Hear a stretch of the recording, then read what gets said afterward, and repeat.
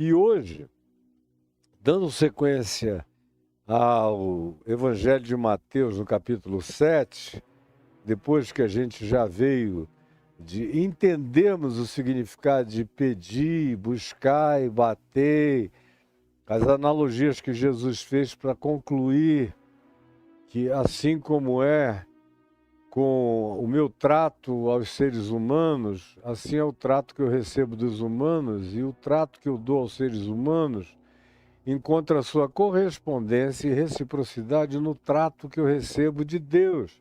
Isso é coerente com tudo que Jesus ensinou, inclusive com a oração que diz: perdoa os nossos pecados, assim como nós perdoamos os nossos devedores.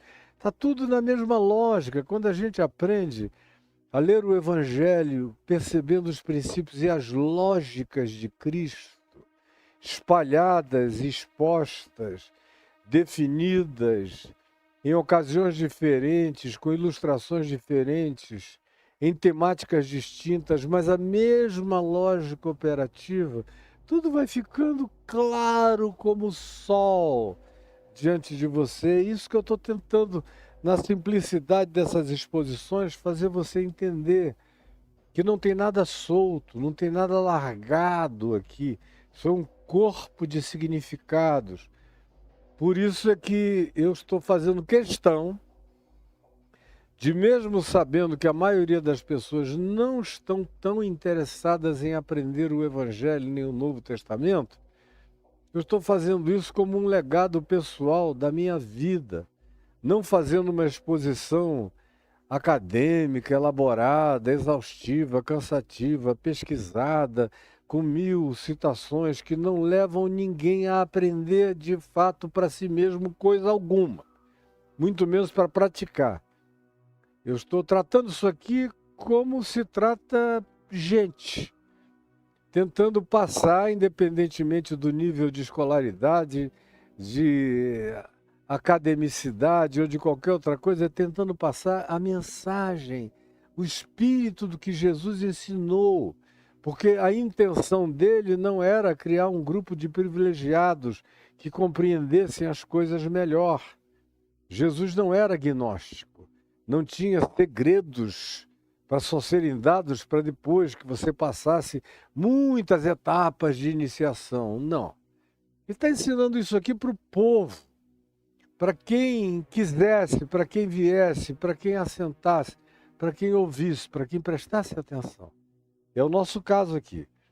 Então, depois de já ter mostrado muitas dessas conexões, e ontem eu falei da porta estreita e do significado dela, e foi um dia só de exposição, mas como eu já falei tantas milhões de outras vezes sobre esse tema, estão todos arquivados aí no meu YouTube, em outras ocasiões, e mensagens avulsas, eu deixei e já segui.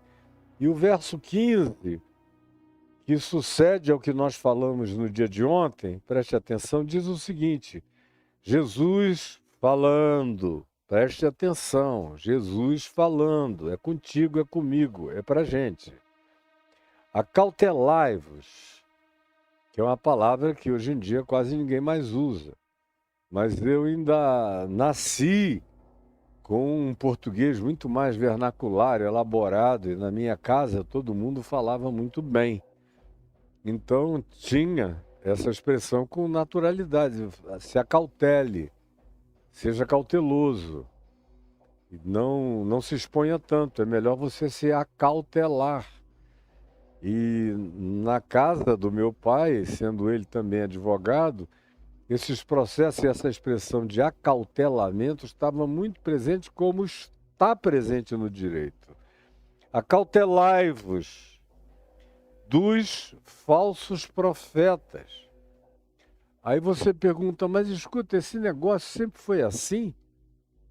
Nunca não foi assim do jeito que você vê agora. Agora é uma indústria de falsos profetas, tem uma linha de produção de falsos profetas, como eventualmente nunca houve antes uma linha de produção tão automatizada e onde o recrutamento de falso profeta, eu já tenho dito aqui, acontece frequentemente nas praças. Os líderes das grandes denominações, especialmente daquelas que não dão ênfase em nenhum tipo de preparação formal, teológica, acadêmica, nenhuma preparação mínima de conhecimento e de cultura, como ainda fazem, apesar de cada dia mais emburrecidamente, os presbiterianos, os batistas, os metodistas, estão sofrendo um processo de desconstrução triste, que eu nunca imaginei. E os luteranos se fecharam em copas, e há um monte de outros grupos. Os congregacionais estão praticamente desaparecendo com a falta de crescimento natural, e o crescimento vegetativo não é o bastante para concorrer com a perda da denominação.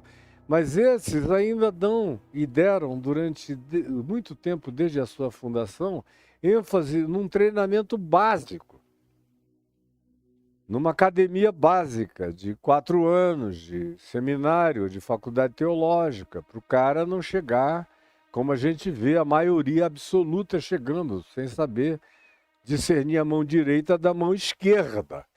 E só falando baboseira para vocês. E vocês engolindo tudo. Como se fosse uma coisa especial. E é uma fábrica. E eu já disse que o recrutamento principal que as igrejas de natureza mais neopentecostal fazem, e eu já vi dos próprios pastores. Quando conversando comigo, eu falei, como é que foi o seu chamado para o ministério? Que era o que no passado a gente perguntava, porque pressupunha que uma pessoa, para deixar as inúmeras outras alternativas profissionais e acadêmicas de estudo, para escolher ser pastor e fazer uma faculdade teológica ou um seminário de 4, 5 anos, ele tinha que ter um chamado. Esse era o pressuposto. Ninguém chegava ali, normalmente, só porque não tinha dado certo em nada. Como acontece e passou a acontecer de uns 40 anos para cá. O cara não passava em engenharia, em arquitetura, em direito, em economia, e no que quer que você quisesse. Ele fazia vestibular naquele tempo, era assim que se chamava o Enem de hoje, não passava em nada. Aí ele dizia, quer saber? Você pastor, porque não tem nem vestibular, a gente só se matricula, tem que só convencer o presbitério de que eu tenho um chamado. Aí vai lá e diz que teve um chamado, conta uma história bonitinha, e o presbitério manda, paga a matrícula desse cara. Normalmente naquele tempo era um internato, a pessoa mudava para o ambiente, ficava lá com casa, comida e roupa lavada, e um dinheirinho do presbitério, e numa gandaia danada. Em geral, as histórias de seminários do passado são as mais interessantes que os pastores antigos têm para contar, mas dificilmente você encontrava alguém com um chamado mesmo. Era por isso também que você via pessoas que se desapontavam com os presbíteros da igreja, ou com o colega pastor que queria o lugar dele, ou com o presbitério, ou com o sínodo, ou com a liderança denominacional nacional, ficavam tão chateados e magoados, largavam tudo e iam embora e não queriam saber de mais nada, porque nunca tinha tido nada dentro deles. E a remuneração era baixa, era pequena. Nas igrejas sérias, históricas, pastor nunca foi o dono do dinheiro. O dinheiro que o povo dava de dízimos e ofertas no gasofilácio ia para as mãos de uma diretoria independente, autônoma. E ela própria ainda era auditada por um corpo de auditores, uma vez ou duas no ano, para ver se as coisas estavam direitas. E tinham que prestar um relatório do dinheiro para toda a congregação. Assim era nas igrejas sérias no passado. Isso tudo acabou, inclusive nas igrejas sérias. Tem uma ou outra que ainda tem essa auditabilidade, essa accountability. A maioria já perdeu tudo, já virou uma bagunça geral. E o recrutamento para o cara trabalhar ali não tem nada a ver com chamado divino. Deus me chamou. Eu fui constrangido pelo Espírito de Deus. Não tem outra alternativa. Eu posso passar para o que eu quiser. Eu tenho competência para fazer o que eu desejar. Mas eu simplesmente não consigo. Como eu ouvi tantas vezes de tanta gente sincera e capaz, que me dizia, eu não consigo, olha, eu até fiz. Passei para direito, passei para isso, passei para aquilo, passei para tanta coisa. Passei de primeira, tentei fazer, mas no 6º mês eu já vi que eu não era uma pessoa para aquilo.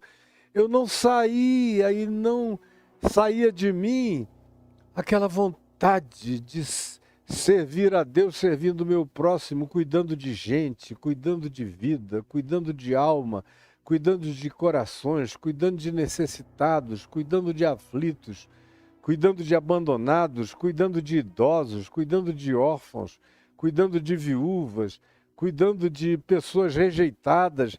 Esse era o espírito que ainda reinou até uns 50 anos atrás. A maioria ainda tinha essa disponibilidade. Agora, de uns 40, 35 anos para cá, quantas centenas de vezes eu conversando com algum tipo de pastor dessas igrejas onde quem fundou é o dono, e ele diz que o dinheiro que você dá ali é para Deus, mas Deus habita o bolso dele, e nenhum lugar, o santo dos santos de Deus é o bolso do dono da igreja e da família dele, como é na maioria dos casos. Sabe onde é que eles recrutam essas pessoas? Para serem os obreiros, os pastores, que se baterem a meta financeira vão virar pastores maiores, se baterem mais metas financeiras vão virar bispos, se baterem metas e mais metas vão se tornar bispos regionais, e se baterem todas as metas vão se tornar bispos nacionais, ou vão ser mandados para um país com desafio e com privilégios especiais. São recrutados na praça, em geral são camelôs. Tem os espias, os olheiros, que ficam vendo quem é que se comunica bem por aí. Antigamente, antes da internet, era direto nas praças. Era na Praça 15, na Praça da Sé, na Sens Pena, na sua cidade, nas principais praças. Estavam os olheiros das igrejas vendo quem era o cara melhor de bico e de convencimento. E aí via que por mais que ele se esforçasse, o dinheiro que ele botava no bolso era pouco. E aí chegava-se a ele e dizia, olha, venha, você vai fazer um curso de preparação de 3 meses para você aprender como dizer, o que dizer, e toda semana nós vamos ter um treinamento do tema da semana. Que era um tema que um determinado escritório de marketing produzia, e eu conheci vários que trabalharam nesses escritórios variados, determinavam o tema. O tema hoje é o Cálice de Belsazar. Aí no Brasil inteiro o tema era o Cálice de Belsazar. Aí eles inventavam 3, 4 argumentos totalmente falaciosos, baseados apenas num constrangimento para arrancar dinheiro das pessoas e em promessas falsas. O cara recebia aquele treinamento e ia e repetia. Por isso, se você ligasse a TV aqui, era a mesma coisa, tanto quanto se você ligasse em Roraima. Era a mesma coisa, porque era um padrão só. É franquia. E a grana vai para o bolso do dono da franquia. E alguns que enganam o dono da franquia separam um pouco mais para eles e fazem uma declaração torpe do quanto foi reunido. Alguns donos de franquia são rigorosíssimos, logo descobrem aí, vêm a banir e a punir esse indivíduo. Outros dizem, não, deixa para lá, o que ele está me mandando é uma fábula. Então eu não vou fingir que nem estou vendo. Mas esse é o critério. Quando você vê esses caras aí, hoje em dia tem uma outra categorização, um outro meio de chamar. Eles veem quem é que entra na internet e consegue dar nó em pingo d'água. Aquelas figurinhas que estão ali, às vezes são pessoas inexpressivas na sua presença, mas atrás do microfone falam rápido, falam uma coisa depois da outra, vão emendando numa outra. Eles dizem, esse cara aí treinado dá um bom levantador de fundos. Pegam, colocam-no dentro da mesma linha industrial e depois o largam com a mesma finalidade e com as mesmas remunerações. Tem algumas denominações, uma delas especialmente, para não ter trabalhos adicionais e não gastar dinheiro com os filhos desse cara, dizem, você vai ganhar uma grana, mas com uma condição, você vai ter que fazer vasectomia. Aí o cara se vasectomiza para não fazer filho em ninguém, não ter despesa adicional para denominação e vai ganhar dinheiro em nome de Deus, para o bolso do franqueado, que é esse cujo santo dos santos, eu já disse, é o bolso dele e da família dele. E você vai, na sua tolice, na sua ingenuidade, na sua total falta de discernimento, na sua ignorância absoluta, que chega a beirar a idiotice, ou às vezes um atoleiro de idiotice, e dá tudo que pedem, crê em tudo que dizem, mesmo que seja a coisa mais maluca desse mundo, você embarca. Porque foi dito e foi falado em nome de Jesus. Não, ele falou em nome de Jesus, deve ser verdade.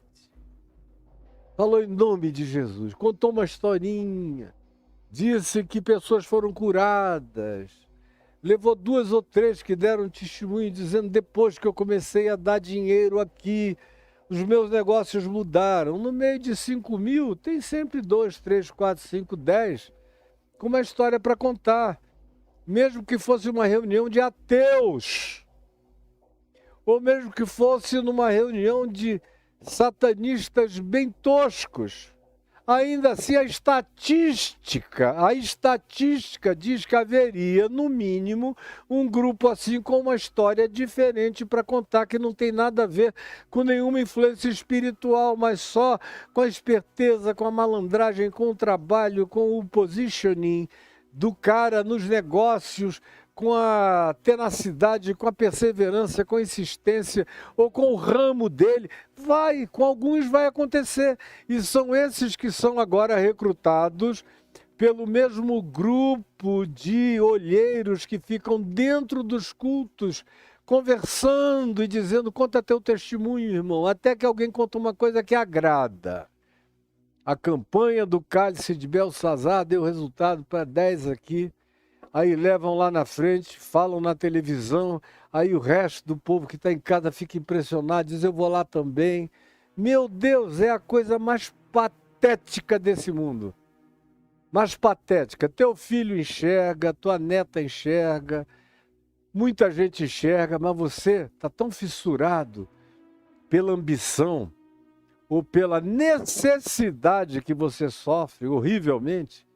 Alguns vão por causa da grande necessidade, da grande miséria, da grande carência. Outros vão por malandragem com Deus. Acham que Deus é malandro como eles, que Deus gosta de malandragem, que Deus gosta de um jogo, que Deus gosta de uma aposta, que Deus gosta, como tem um aí que diz que Deus atende ao ódio, à raiva. Então, eu orei, Jesus não me respondia, eu fiquei com raiva, com ódio de Jesus, e eu expressei o meu ódio a Deus, e Deus foi obrigado a me responder. Aí você crê nisso. Quem atende ao ódio não é Deus. é o diabo. Mas você crê nessa história. E milhões embarcam. E quando saem doentes, frustrados, vão encher as clínicas psiquiátricas, onde a grande maioria são egressos desses cultos e dessas práticas. É um negócio pavoroso, mas parece que ninguém quer enxergar como isso adoece, como isso faz mal. E os que estão ali na base da ganância, todos esses grupos de falsos profetas se baseiam na chamada teologia da prosperidade, no que diz respeito a dinheiro. Dê dinheiro para Deus, que Deus não resiste dinheiro e dá dinheiro de volta. Essa é a lógica diabólica que eles ensinam. Ou então, a chamada teologia do domínio, que ensina você que uma vez que você agora é povo de Deus, está dando dinheiro para Deus, está recebendo dinheiro de Deus, você tem uma vocação para engrossar o caldo de votação daqueles que serão indicados para você eleger, para que a igreja ou a religião tenha domínio sobre o país, sobre a Câmara, sobre o Senado, sobre o Congresso, sobre as legislaturas, domínio para isentarem igrejas de impostos, para isentarem pastores de impostos, para trazerem benefícios extraordinários para esses grupos, para darem terrenos, para darem meios de construção, para darem tijolos, cimento, isso e aquilo outro. Isso para os que são mais simples. Os que são mais complexos querem televisões, rádios, milhões e milhões de reais em verbas de publicidade veiculadas para aquele lugar, ou verbas políticas, como a gente viu nos últimos anos, presidentes de denominação dizendo: o presidente da República disse que aqui nessa nossa cidade os prefeitos da região vão ter que vir pegar dinheiro na minha mão, porque eu sou o homem do presidente nessa região. Não é só no município, é nessa região. E eu vi alguns na televisão dizendo isso com aquele orgulho diabólico, fazendo uma confissão que em outros tempos poderia implicar em prisão. De tão aéticas, de tão ilegais, de tão indecentes, de tão completamente violadoras dos princípios de um Estado mínimo que carregue direitos e dignidades mínimas e distribuição de importâncias e de papéis minimamente responsáveis no seu escopo de Estado. Tudo isso entrou para jogatina. O Estado está se transformando num grande cassino. E os jogadores mais influentes desse cassino crescem em importância dia a dia, e são os falsos profetas, que na sua denominação você chama de pastor, de bispo, de apóstolo, mas que Jesus chama de falso profeta. Paulo depois vem a chamar também de falso profeta. E Paulo multiplica a ênfase nos falsos profetas, como Jesus também aqui fala demais em falsos profetas. Como o irmão de Jesus, Judas, filho de Maria, provavelmente filho de Maria com José, é claro, chamava de falsos pastores. E Pedro também, falsos pastores. E vocês estão aí, seguindo, como diz o Salmo 73, tomando goladas e goladas, bebendo a largos sorvos, engolindo essa loucura toda. Isso já é uma introdução que eu podia concluir aqui. Mas Jesus diz: acautelai-vos, preste atenção, abra o olho em relação aos falsos profetas, eles estão para todo lado. Aí você diz: desde quando isso é assim? E eu já disse no início, desde sempre. Desde o jardim do Éden, estava lá Adão e sua mulher, duas figuras mítico-arquetípicas na narrativa de Gênesis 1, 2 e 3, e tem um falso profeta, que naquele contexto ali está ambientado como uma serpente inteligentíssima, falando em nome de Deus, botando dúvida nas coisas de Deus e dizendo que Deus era um egoísta, que queria tudo para ele mesmo, mas que eles podiam ter uma divisão e um quinhão daquilo que Deus não queria compartilhar com eles. Foi assim o tempo todo, em todos os povos, não apenas na descendência semítica de Noé, e não apenas entre os hebreus que viraram israelitas. Não apenas entre eles. Entre eles houve um registro abundante que você encontra no Velho Testamento, especialmente no período dos reis de Israel. Dos reis de Israel. Eles tinham criado umas escolas de profetas. O negócio todo começou a degringolar quando, mais ou menos pelos dias de Elias e nos dias de Eliseu, criaram um grupo de religiosos, porque é sempre religioso que faz isso. Você nunca viu um profeta genuíno de Deus, desses que não andam no meio da multidão, nem andam nas cortes querendo favores, nem adulam os reis, os príncipes e os poderosos, desses que mantêm a equidistância, que só aparecem se tiverem uma palavra de Deus relevante, com uma ordem de a pronunciar. Você não vê nenhum profeta genuíno criar uma escola de profetas e de profecias. Geralmente são os religiosos, dos ritos religiosos da religião, são os donos de congregação, os líderes de congregação, os que querem criar escolas de profetas. Para quê? Para terem profetas domesticados.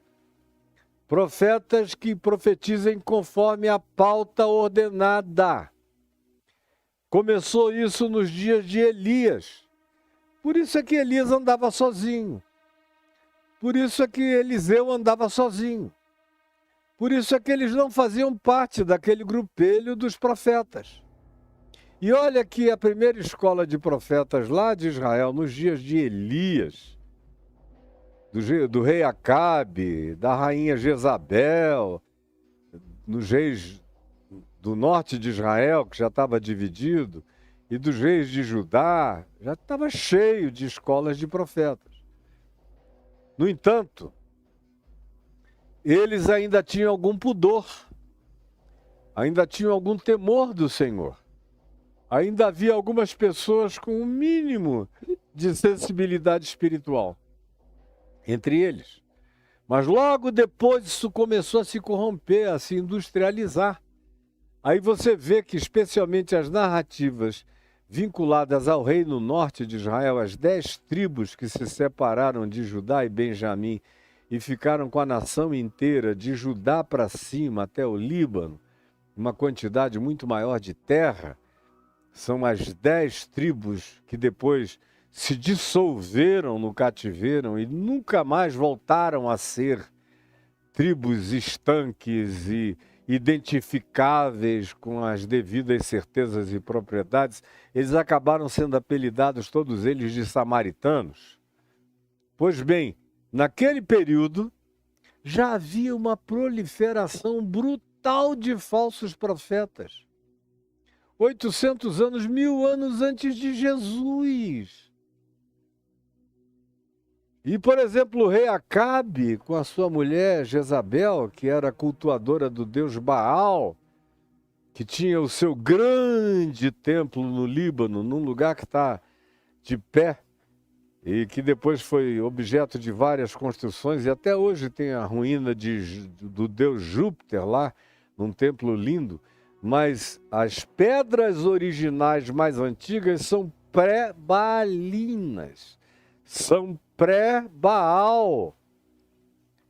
de uma edificação que os arqueólogos não sabem nem a datação de tão velha que ela é, de tão antiga, pré-diluviana, toneladas num bloco só, num templo que eles não sabem nem a quem foi dedicado. Mas em cima dessa primeira construção, lá no Líbano, você encontra as edificações do templo erigido a Maal, que foi o que durou mais tempo lá.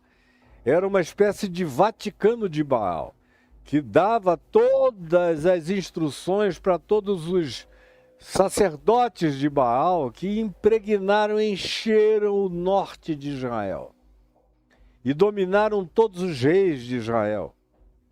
De tal modo que eles já andavam de plantão dentro das cortes, como acontece hoje em dia daqueles que são os pastores, os falsos profetas das cortes. Nos Estados Unidos eles estão nas cortes, aqui no Brasil eles estão nas cortes. Se você for na Argentina, onde tem menos crente, mas tem alguém na corte. Se você for a Guatemala, onde tem muito, está lotado nas cortes. Aonde eles têm o maior número de pessoas, eles penetram as cortes e eles arrancam favores. E em troca disso, eles dizem o que o cara quer ouvir. Sempre funcionou assim. É por isso que os verdadeiros profetas aqui da Bíblia, quando você lê dos profetas bíblicos, esses que têm livros aqui, eles foram todos rejeitados na sua geração. Como Jesus diz em Mateus, no capítulo 23, eles foram todos rejeitados na sua geração. Porque eles falavam a verdade do Evangelho de Deus contra o rei, contra a rainha, contra os Baalins, contra os cultos perniciosos, contra os sacrifícios humanos, contra as negociatas perversas, contra as alianças malignas que os reis de Israel faziam o tempo todo. A história de Israel no Velho Testamento é a história de uma tragédia. Israel sempre foi desobediente, sempre foi contrário à voz de Deus, sempre foi como um jumento selvagem andando na direção oposta e sempre foi um matador de profetas genuínos e verdadeiros. E vocês ainda cultuam Israel. Como Jesus disse, quando disseram de perigos para ele, antes dele chegar a Jerusalém, ele falou, não se preocupem não. Porque nenhum profeta é morto fora de Jerusalém. Jerusalém é a cidade que mata os profetas, que elimina os que foram enviados. Então, enquanto eu não chegar lá, eles não vão me matar. Mas eles vão me matar. Porque é assim que eles procedem. É assim que eles são. E tudo isso aqui é o circo dos falsos profetas. Quando você vê chegando agora nos dias de Jesus, antes disso, deixa eu só concluir dizendo que os verdadeiros profetas de Israel foram todos marginais. Até Isaías, que era um indivíduo culto, acadêmico, interessante, e que tinha acesso ao templo, a gente vê isso, por exemplo, no capítulo 6 da profecia dele, quando ele diz que como sacerdote, ele teve acesso ao templo, ele teve uma visão de Deus que mudou a vida dele toda. E ele nunca mais foi a mesma pessoa. Mas os outros, ainda tem Ezequiel, que teve uma pequena entrada no templo como sacerdote, mas foi logo banido e levado para o cativeiro, e no cativeiro ele virou um indivíduo marginal.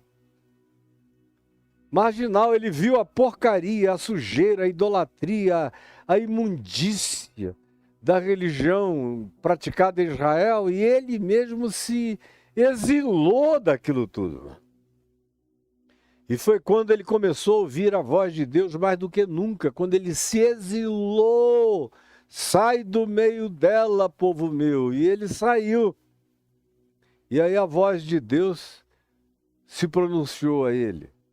Voltando então para Jesus, quando você vê os sumos sacerdotes, Anás, Caifás, quando você vê o Sinédrio de Israel, que tinha um papel duplo, político, religioso, que hoje seria o parlamento, o Knesset.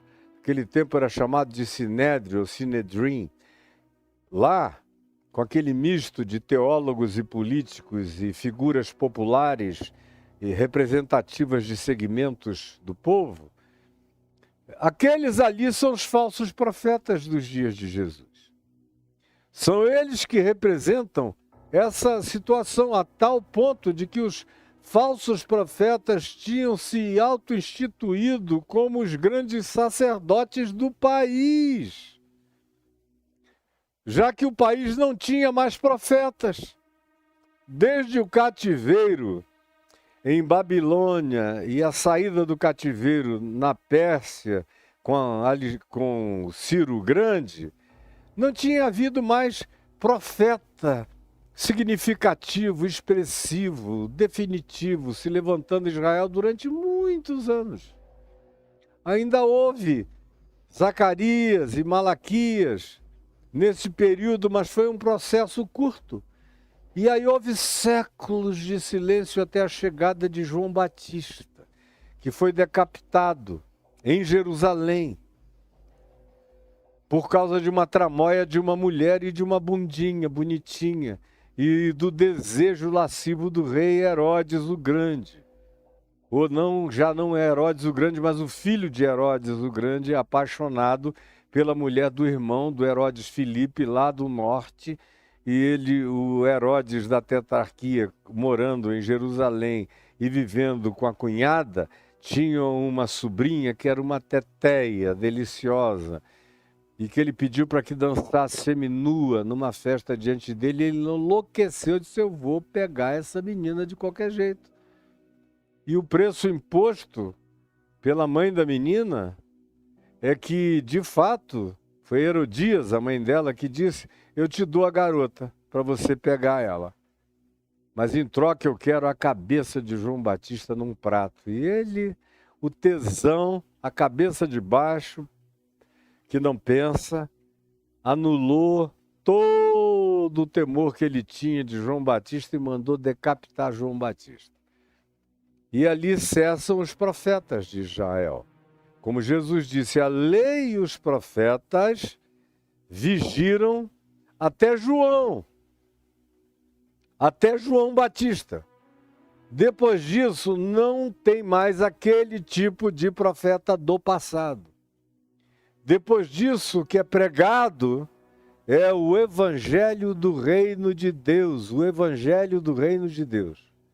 Feita essa longérrima introdução, porém necessária, porque tem gente que não sabe nem aonde está, nem de onde caiu, o que está fazendo aqui. Uma introdução mínima é fundamental para te dar um contexto. Sem contexto, a gente existe com base só no pretexto dos outros. Quem não tem contexto é vítima do pretexto de terceiros, que pode ser baseado em qualquer que seja a volúpia do proponente. Então, pelo amor de Deus, entenda que essa pequena introdução que eu fiz aqui é fundamental para tirar você da tolice essencial básica. Pelo menos isso, para te dar um mínimo de vislumbre, de clarificação, de olhar, de autopercepção, de enxergamento da realidade. Do contrário, você vai continuar a ser vitimado pelos lobos, pelos mentirosos, pelos enganadores, vai ser expropriado, vai ser devorado vivo, vai ser de fato comido até no tutano, vão te chupar todinho, não vão ter piedade de você.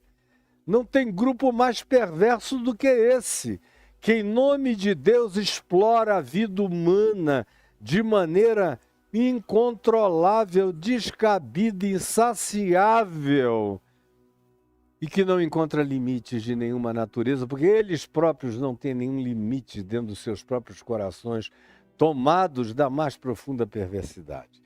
Dito isto, eu lerei, verso 15, acautelai-vos dos falsos profetas, que se apresentam, tem uma ênfase aqui no se apresentam, como é que eles se mostram? A ênfase é na performance. A ênfase é na cara. A ênfase é no palavreado. A ênfase é no vernáculo apropriado. É na construção de uma sequência de palavras que toda vez que está presente, o ignorante de tudo e de todas as coisas fica imaginando que porque aquele conjunto de palavras está sendo pronunciado como um mantra pré-profético, pré-profecia, o cara já diz, é um profeta de Deus. É uma profetisa de Deus. É o modo como se apresentam. E tem aqueles que fazem espetáculos de performance. Viram os olhos, tremem. Peraí, não me interrompa. E eles têm os maneirismos. Senhor está me falando. Tem uns que ouvem a voz assim, o quê? Fala comigo. Eu digo hoje em dia. A palhaçada ficou tão para além do concebível que eles dizem, o quê? Peraí, que silêncio, que Deus está falando. O quê? Ah, é? É para fazer? Me diz. O quê? Repete que eu não entendi direito. Aí vão, tem outros que falavam há 30 anos atrás, teve o pessoal do telefone.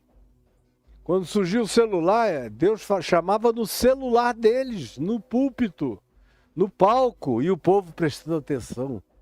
Meu Deus, é tanta burrice que às vezes você fica assolado de ira santa de ver tamanha burrice, ignorância e propensão ao engano de todas as formas e natureza. E esses caras não têm limite, estão aí entre nós, homens e mulheres, maldosos, perversos, ateus. Quase todo profeta que eu conheço é ateu, não crê em Deus. Os que têm alguma coisa que você chame de genuína são paranormais. Mesmo que eles se declarassem ateus, eles teriam capacidade paranormal de clarevidência, de leitura mental, de hiperintuição para saber a temática prevalente na sua preocupação, na sua ansiedade, no seu coração, leitores de mentes. Mas ateus de coração não têm o temor do Senhor. Eles podem até te contar alguma coisa que você fez no íntimo do seu quarto de manhã, para depois dizer, e eu vi, o Senhor me mostrou, que tem uma caixa cheia de dinheiro que você anda idolatrando. Se quer agradar a Deus e quer que Deus seja por você, traga essa caixa de dinheiro amanhã e consagre ao Senhor. Coloque aqui aos meus pés e você vai ver como Deus vai abrir dos céus bênçãos sem medidas. Aí você vai lá, pega o seu dinheirinho suado e ajuntado, coloca nos pés desse diabo, desse lobo, desse mercenário, e faz isso em nome de Jesus, dizendo, Deus vai me abençoar. Eu estou exagerando alguma coisa? Me fala. Até você que não frequenta esse ambiente já sabe que é assim, é ou não é?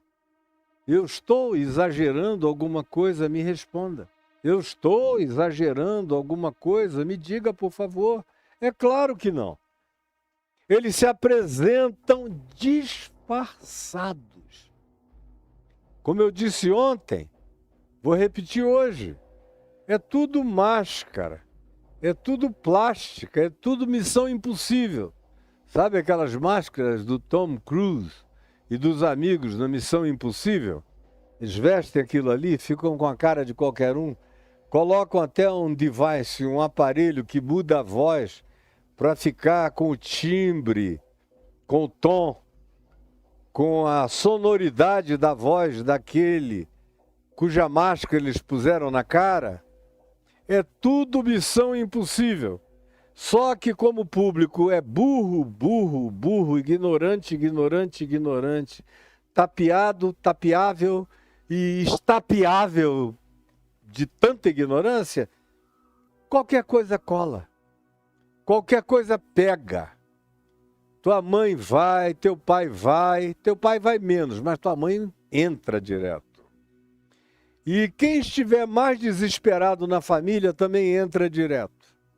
fazem qualquer negócio, pagam qualquer custo, qualquer preço, para serem enganados em nome de Deus, para depois de alguns anos ficarem descrentes e até ateus, dizendo: Deus não existe, me enganou 15 anos, eu dando dinheiro para ele nunca me atendeu. Olha, o dono do culto te agradece muito porque ele está milionário e alguns estão bilionários. Graças a essa venda de Deus como commodity, de fé como commodity, de Jesus como commodity, do Velho Testamento e das figuras veterotestamentárias como commodities e das histórias deles como histórias que vão se cumprir também na sua vida se você fizer sacrifícios em dinheiro. Estou exagerando alguma coisa? Pelo amor de Deus, me diga. Se é ou não é assim? Pois bem, eles se apresentam disfarçados de ovelhas. Oh, irmã querida, irmão amado, quanto sofrimento, mas hoje é o dia do milagre, porque você veio até esse homem de Deus. Você veio até esse homem de Deus. Você veio até esse homem de Deus. Amém, irmãos? Amém, irmão? Cada um com seu jeitinho, com a sua malemolência. Eles vêm vestidos de ovelha, embora tenha um aí que se vista de Fred Flintstone. E mande todo mundo ir beijar o pé da mulher dele. Ficou tão mal que a mulher até parou depois de um tempo, aquela exibição patética. Mas tem de tudo. Se eles perceberem que tem público para uma determinada palhaçada ser praticada publicamente, eles farão. Mas a vestimenta preferencial é a pele de ovelha. É se passarem por crentes, é dizerem que eles são as pessoas que amam a igreja de Cristo. Você não vê eles pregarem Jesus. Você não vê. Procure esses caras aí. Eles falam de política. Tem um aí que só agride o Supremo Tribunal Federal, agride isso, agride aquilo. É só isso, disso que ele fala. Amado povo do Brasil! Aí vem com aquela lata velha horrorosa. Literalmente, é como bronze que soa e como símbolo que retine. É uma lata velha. Sem amor, sem alma, sem nada ali dentro. Não sobrou nada, coisa nenhuma. Tem outros que vêm com outro tipo de agressividade. Mas todos vêm, em nome de Deus, praticando algumas performances de ovelha. E como é que se pratica a melhor performance de ovelha nos dias de hoje? Não é pregando o Evangelho, até porque a maioria das pessoas não lê o Evangelho, não conhece o Evangelho, não está interessada em conhecer o Evangelho.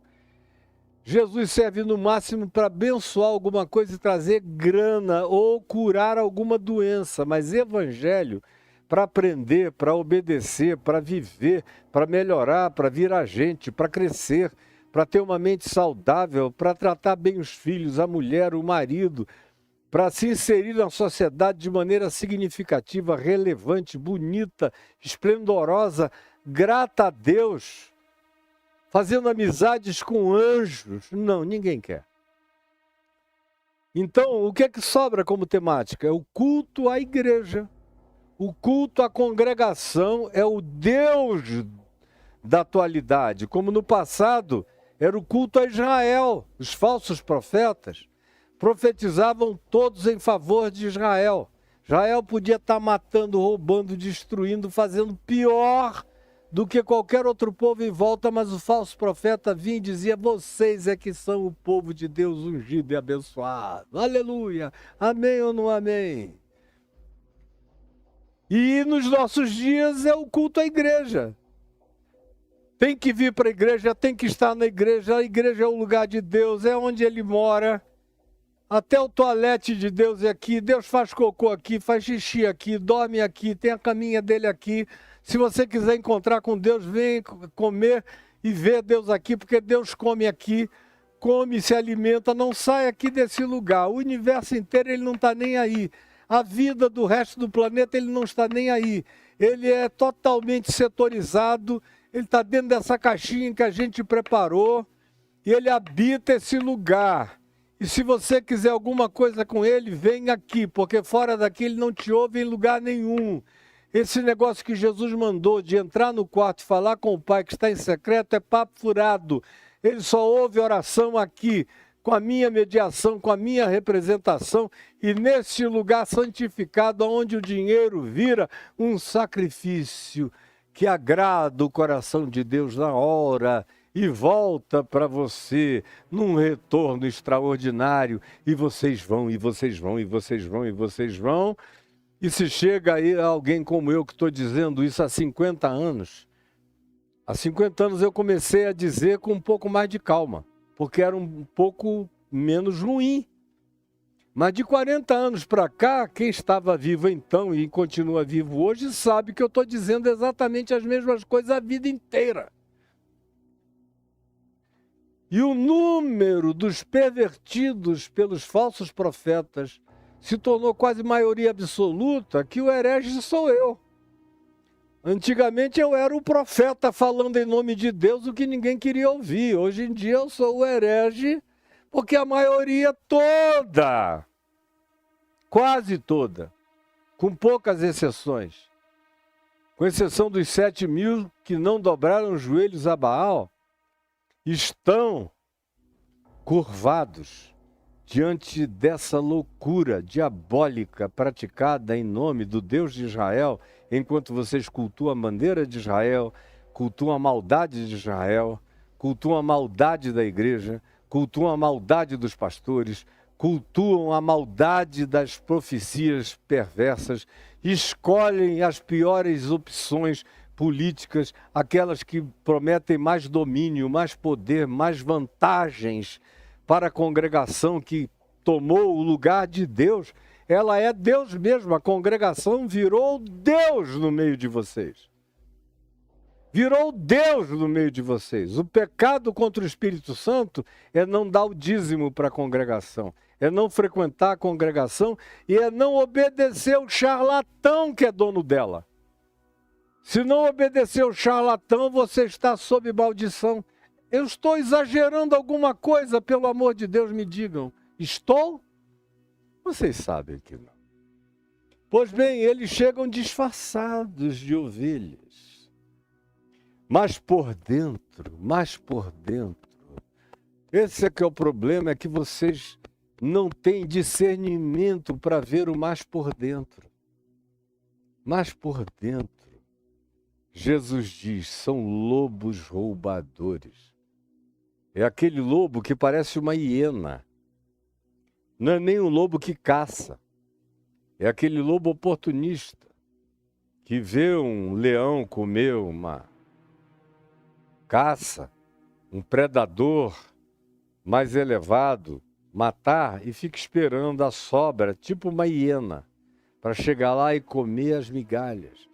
São oportunistas, aonde eles veem dor, sofrimento, carência, necessidade emocional e afetiva, divórcios infelizes, pobreza, miséria, qualquer outra situação de surpresa, doença na família, incurabilidades diversas com as quais as pessoas lidam, às vezes anos e anos e anos. Aonde quer que algo assim esteja acontecendo, é o lugar onde os falsos profetas aparecem com as promessas de cura, com as promessas de realização, se. Tem sempre um se. Se você puser antes, se você doar antes, se você fizer antes. Porque se você fizer antes e não houver bem nenhum com você, você já perdeu. E se não houver bem nenhum a você e você for reclamar, ele vai dizer, quem manda? Você não tem fé. Quem manda? Você não tem fé, minha filha. E fica querendo que Deus responda a tua oração, você não tem fé. Agora era a hora, você fez tudo certo, agora tinha que ter aquela fé doida. Aí a pessoa disse, não, eu tive tanta fé que eu fui até internada de tão nervosa que eu fiquei. Eu tive crises nervosas, eu tive até ataques. Eu caí no chão espumejantemente, de tão nervoso, ansioso. Eu estou adoecendo de outras coisas, mas Deus não me ouve. E eles dizem, é porque você não tem fé. E a culpa vai toda para você. Eu estou exagerando em alguma coisa, me responda, por favor. Agora, se eu não estou exagerando, pelo amor de Jesus, abra os seus olhos e saia desse antro de ladrões, de lobos, dessa cova, desse covil de salteadores, como Jesus chamou aqui em Mateus. Covil de salteadores foi como ele chamou o templo. Vocês transformaram esse lugar num covil de salteadores, aquilo que deveria ser uma casa de orações, de espontaneidade, de sinceridade, de levezas, de pureza. Vocês transformaram num covil de salteadores, é lobo voraz, brigando pelo espaço para tomar uns dos outros, querendo o nicho, o naco do outro, querendo crescer, brigam, se odeiam para ver quem é que faturou mais, quem é que aumentou mais esse rebanho de doentes idiotados. Estou exagerando em alguma coisa? Me responda, por favor. Pois bem, eles chegam disfarçados de ovelhas, de crentes. A paz do Senhor, irmão. Vai dar tudo certo. Em nome de Jesus eu te garanto. Aí são as expressões mais veementes que eles trazem sobre vocês. E vocês ficam impressionados, porque são todos pagãos de mente, ignorantes, gente que nunca entendeu nada nem coisa alguma, e é um prato feito para ser traçado por esses enganadores perversos. Aí Jesus diz, por dentro eles são assim. Aí você vem com a seguinte argumentação, bom, se é por dentro, como é que você quer que eu saiba de fora? Se você mesmo me ensina, Caio, ensinando a partir de Jesus, que nós humanos não vemos o coração dos outros. Não foi o que você acabou de ensinar em Mateus 7, de 1 a 4, não julgueis para que não sejais julgados? Eu vou lá, eu acho um monte de coisa estranha, mas eu não julgo. Eu acho esquisito, mas eu me repreendo. Não é isso que acontece com você? Você fica se repreendendo, você vai lá, vê aquele monte de coisas esquisitas e você diz, eu não presto mesmo, meu Deus, que cabeça ruim que eu tenho, eu sou muito mal. Eu estou aqui julgando o tempo todo esse cara, tudo que ele diz me ofende, eu devo ser muito mal. E aí no final, mesmo não crendo em nada, mesmo não aceitando aquilo, você diz, eu vou vencer a minha maldade, colocando todo o dinheiro que eu tenho para ver se eu venço a minha maldade e Deus se agrada de mim. Começa assim. Aí você vai se acostumando a fazer isso, depois de um tempo, sabe o que acontece? Você naturaliza o falso profeta. O falso profeta, o falso apóstolo, o falso pastor, o falso pregador se transforma no novo normal para você. Você naturaliza a maldade, a perversidade, aquele modus operandi passa a ser o natural. Aí se chega alguém como eu, dizendo o que eu digo, pregando o que eu prego, ensinando o que eu prego, quem é que está errado? É o diferente de todos os outros. Eu sou diferente dos demais. Logo, você que não quis entrar pela porta estreita, que não quis seguir o caminho estreito, que anda no caminho largo, que, como eu disse ontem, é composto, na sua maioria, por esse tipo de gente, de mente, de atitude, de proposta, você vai no fluxo dizendo, coitadinho, está sozinho, remando contra a correnteza, é um mal-sucedido, é um abandonado, ficou solitário. Sim, solitário como Isaías, Solitário como Jeremias, que foi até acusado de ser traidor do povo de Israel, porque não dizia sim para Israel, ao contrário, enfrentava Israel.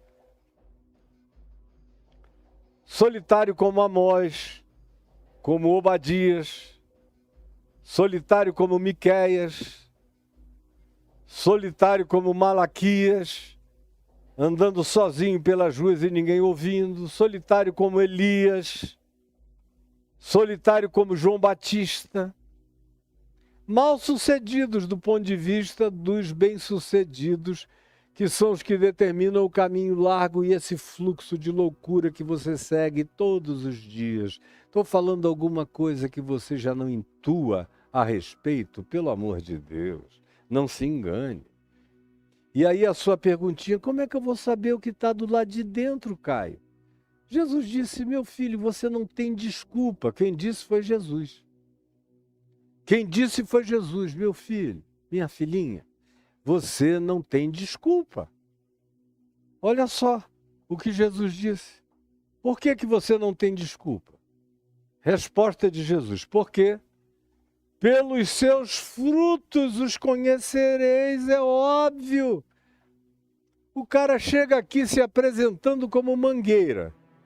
Eu tenho 2 mangueiras aqui no quintal, uma pitombeira, já tive abacateiro e goiabeira, e tem outras plantas, siriguela já teve em grande abundância, um parente do biribá aqui enorme também, mas eu tive que podar, porque eles sujavam tantos e atraíam tantas outras coisas indesejáveis para o jardim, e eu mantive só as que não causam nenhum problema para manutenção.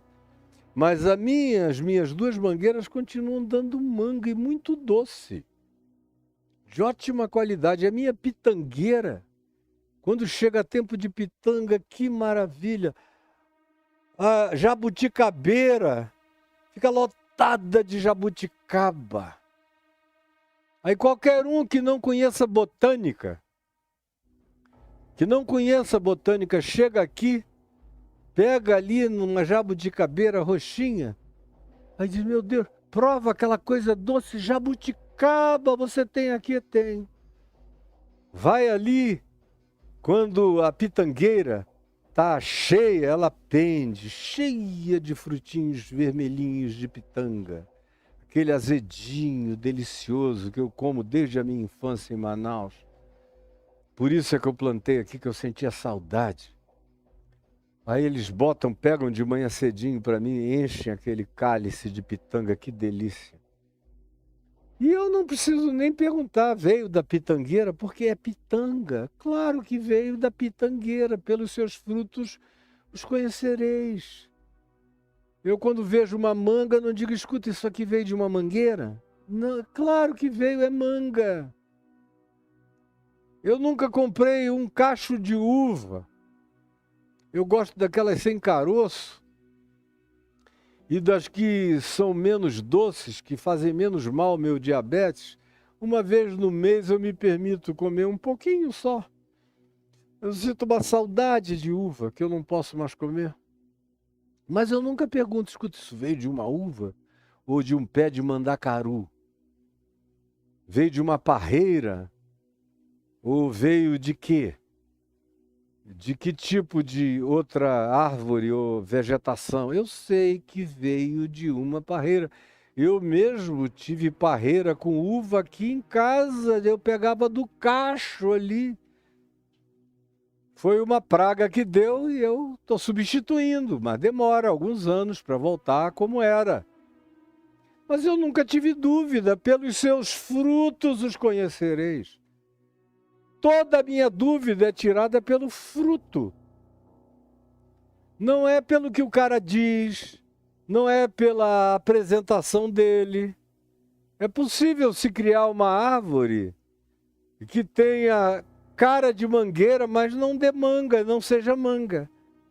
Hoje em dia, com as alterações botânico de natureza genética na botânica, você pode fabricar espécies novas, que parecem com uma coisa, mas são outra.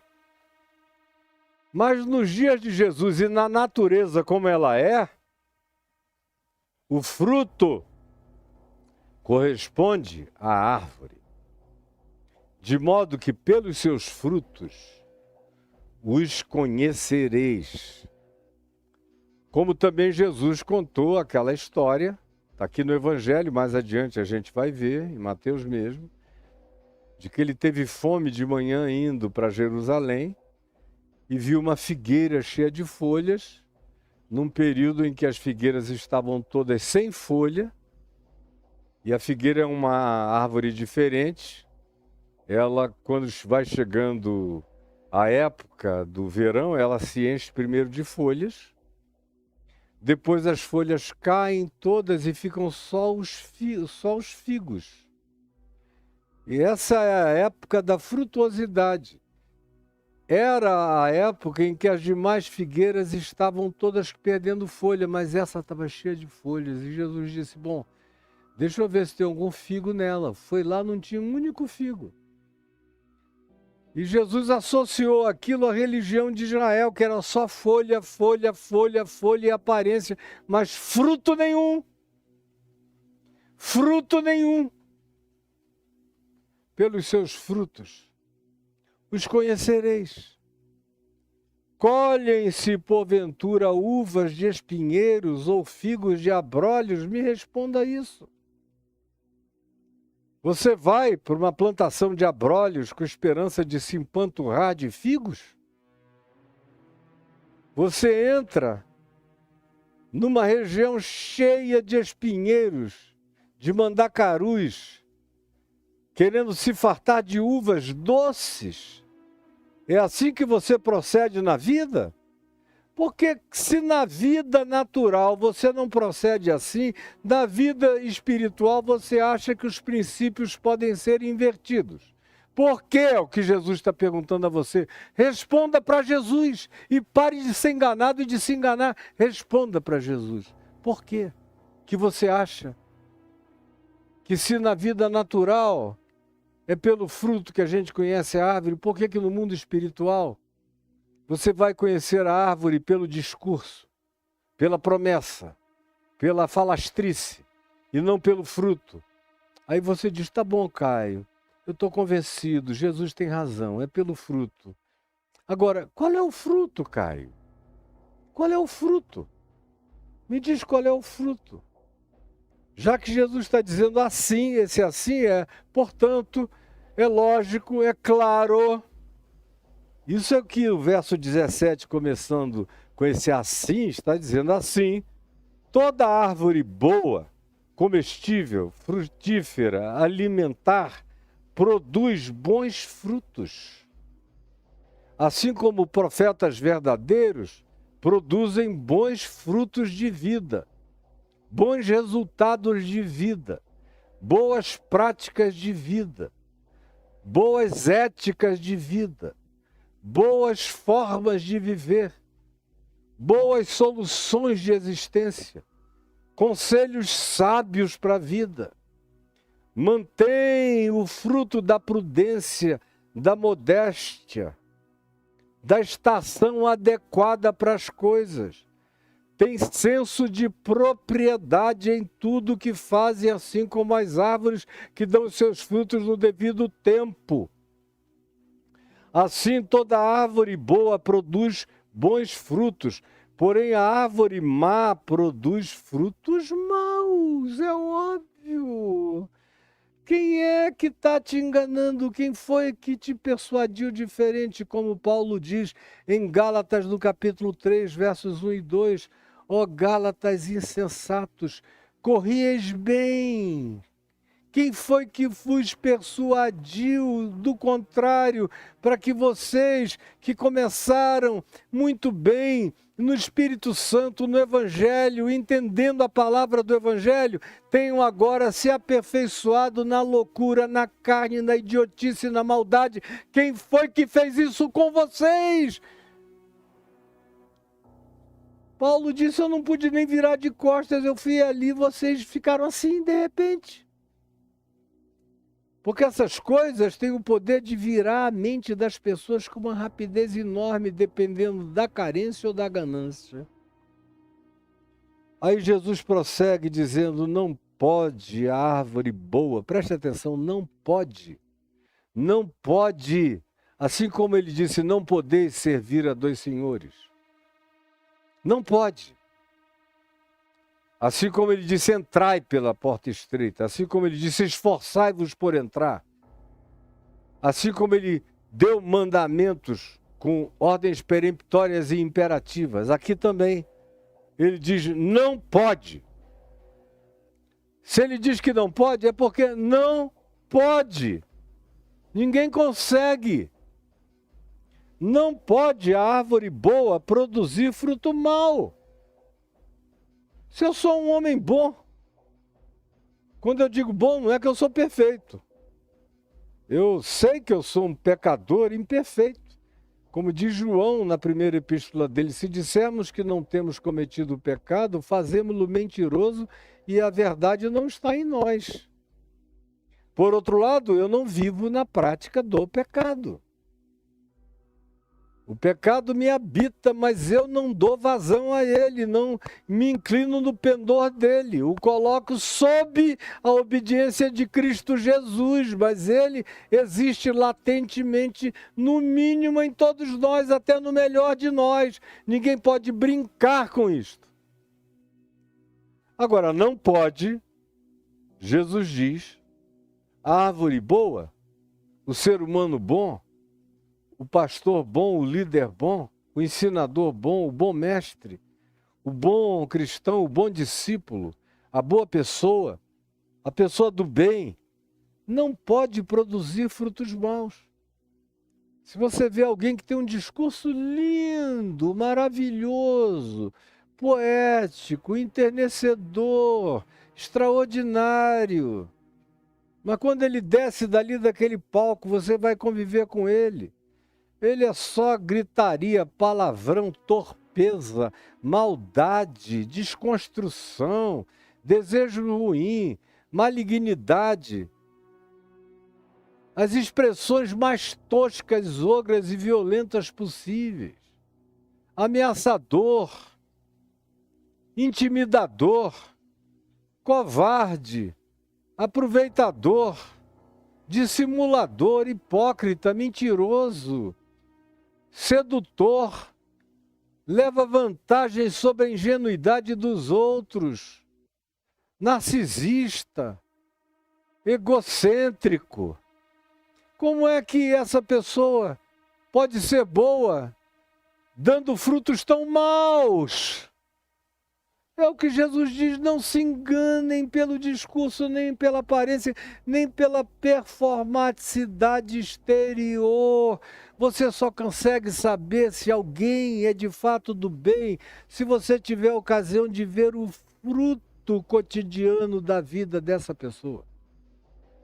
Ou se você tem o testemunho cotidiano dos que estão ao lado dele, testemunhando a bondade, a verdade, a sinceridade daquilo que emana, que brota da existência dessa pessoa. Porque não pode a árvore boa produzir frutos maus. Não pode. Do mesmo modo, ele diz, nem a árvore má pode produzir fruto bom. A coisa mais maravilhosa, sublime e divina de Jesus é a simplicidade dele. É igual a MC ao quadrado. Tá, é a fórmula da vida, está ali, simples. Todo mundo passa por cima e ninguém enxerga o óbvio. Aí ele vem, mesmo dizendo da maneira mais simples possível, você continua atropelando a verdade sem dar atenção a ela. Não pode. Tem que haver reciprocidade e correspondência de acordo com a natureza, tem que ser o fruto, para o bem ou para o mal. Toda árvore que não produz bom fruto é cortada e lançada ao fogo. Esse é o destino do falso profeta. Esse é o destino do falso pastor, do falso sacerdote, do falso padre. do falso papa, do falso mulá, do falso imã, do falso representante espiritual, do falso pai de santo, do falso líder do que quer que pretenda apresentar a você algo que ele próprio não representa, não é e não pratica, sendo ele próprio mal. Esse princípio se aplica a tudo. Jesus está aplicando de maneira completamente objetiva e específica aos falsos profetas, porque ele está falando com os discípulos dele. Agora, esse princípio você pode levar para o todo da vida, que você não será enganado se assim for e se assim praticar. Toda árvore que não produz bom fruto é cortada. E você que está aí enganando, enchendo o seu bolso de dinheiro, achando-se o espertalhão do mundo, quem não está se dando bem financeiramente ou com os recursos que você tem, você chama de otário, você chama de alguém que perdeu a graça de Deus, que não está sob a bênção de Deus. Vá brincando disso que você vai ser acordado pelo capiroto, meu amigo. Você vai acordar com um beijo de língua de Beelzebu entrando até a tua alma. Vai ser cortado, mano. Mana. Não brinca disso não. Tem um monte de gente brincando disso. Eles vão fazendo isso, eles fazem isso 1 ano, 2 anos, 10 anos, 20 anos. Não tem câncer, não morrem de nada, continua tudo igual. Diz, Deus não está nem aí. Deus não está nem aí. Esse negócio de obediência ao evangelho é para os fracos. Aqui para mim, não. Para mim, eu dito as minhas regras e Deus está comigo. A prova de que Deus está comigo é que não falta dinheiro. Dinheiro é o sinal supremo da bênção de Deus na minha vida. É que eu tenho grana, muita grana para fazer o que eu quiser. Ou não é assim que as coisas são avaliadas? Não foi assim que lhe foi ensinado, que você tem aprendido? Me diga. Aí Jesus termina dizendo, assim, pois. Outra vez é aquele pois evocativo, que chama o contexto antecedente inteiro para o ambiente da conclusão. Assim, pois, pelos seus frutos os conhecereis. Aí você continua dizendo, Caio, não dá para você ser mais específico sobre o fruto? Claro, pois o fruto do Espírito de Cristo, como está escrito aqui em Gálatas no capítulo 5, o fruto do Espírito de Cristo, o fruto de Jesus, o fruto do Evangelho, preste atenção aqui em mim, pois o fruto do Espírito de Cristo é amor. Amor. São pessoas que amam de verdade, se importam de verdade com o próximo, se interessam definitivamente pela dor do outro, pela miséria do outro. Se eles tiverem, eles são os primeiros a ajudarem, são os primeiros a meterem a mão no bolso. O fruto é amor do Espírito de Cristo. Deus é amor. Quem quer que carregue o Espírito de Cristo, ama. Não é amor erótico.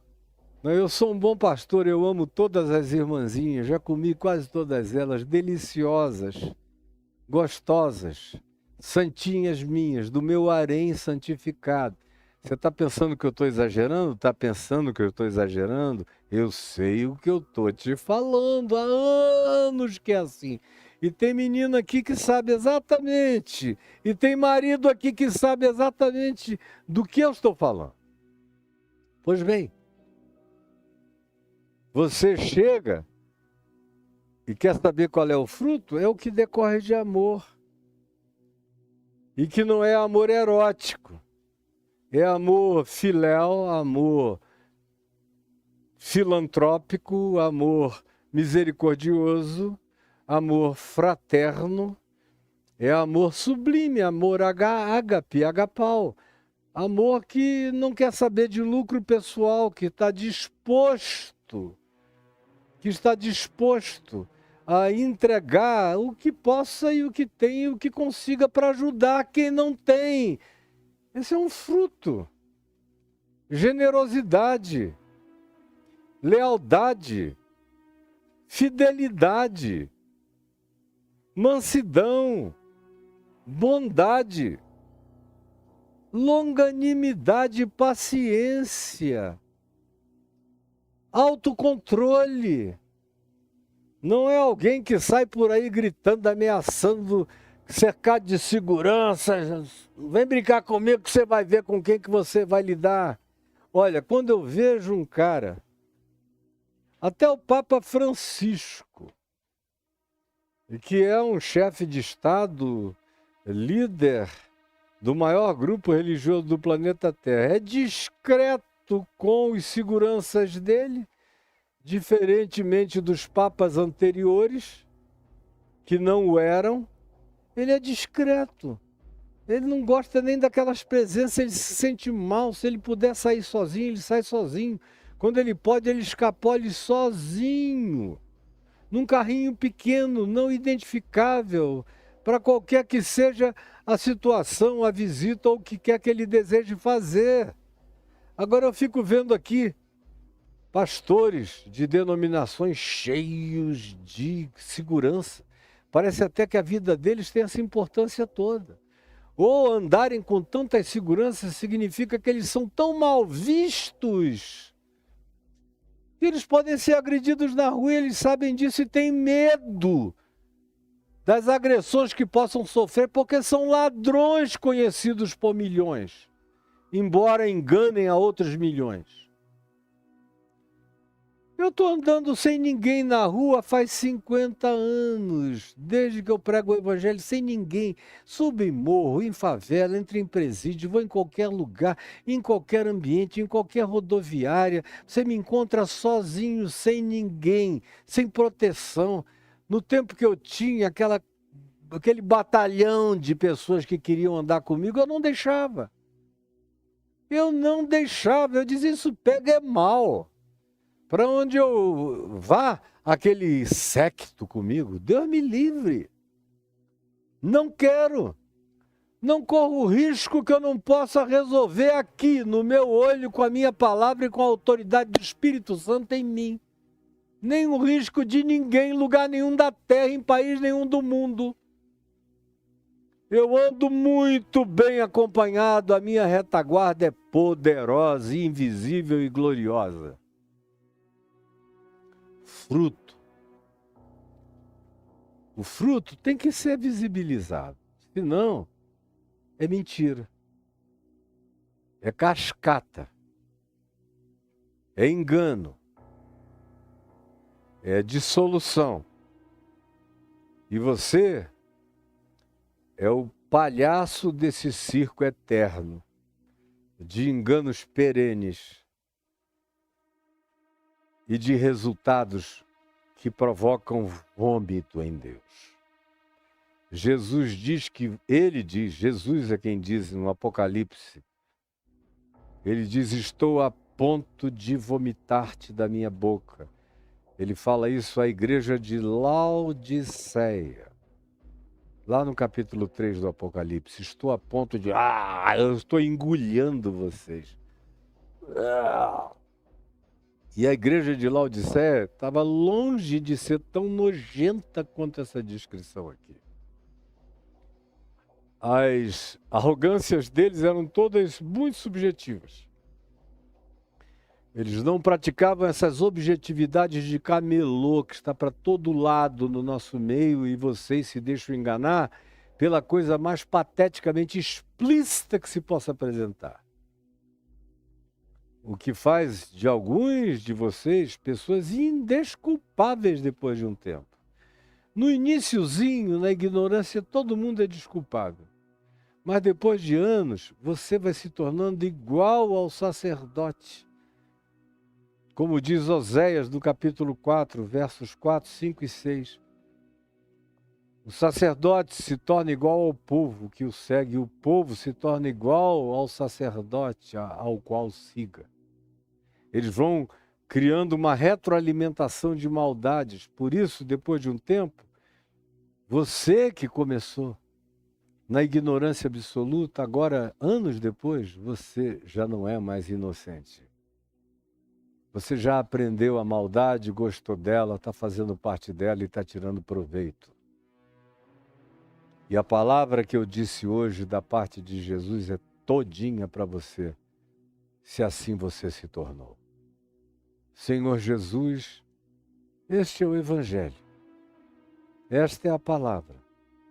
Essa é a simplicidade. Essa é a clareza. Chega a ser obtusa de tão óbvia. É chapadamente franca. Explícita. É inequívoca. Não deixa pretextos e nem portinholas de saída para ninguém. Até aquele que nunca tinha ouvido isto, ouviu hoje, tendo ouvido hoje, não tem mais desculpas. Não tem mais para onde escapar. Não tem mais como se dissimular. Porque ouviu e entendeu. E é impossível não ter entendido. Tanto pela simplicidade da tua palavra, como da simplicidade da minha exposição, como também por causa da persuasão do Espírito Santo no coração de cada um aqui.